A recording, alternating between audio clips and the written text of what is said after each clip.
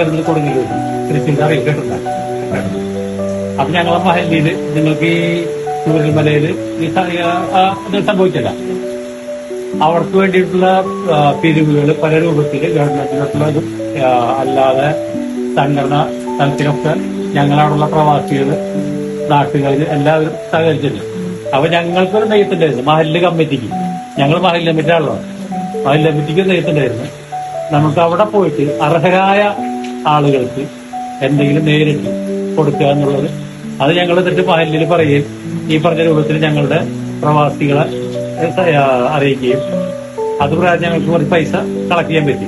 ആ കൂട്ടത്തിൽ കഴിഞ്ഞ തവണത്തെ നബിദിനത്തിന് ഞങ്ങളുടെ മതത്തിലെ കുട്ടികൾ സമ്മാനം വേണ്ട എന്ന് വെച്ചുകൊണ്ട് ആ പൈസ പോലും ഇതിലോട്ട് എടുത്തിട്ടുണ്ട്. അപ്പൊ അത് ഞങ്ങൾ വലിയൊരു സംഖ്യയല്ല, നിങ്ങളെപ്പോഴുള്ളവരെ നേരിട്ട് കണ്ട് അതിലെന്തെങ്കിലും ഒരു വിഹിതം തരാൻ വേണ്ടി വന്നിട്ടുണ്ട്.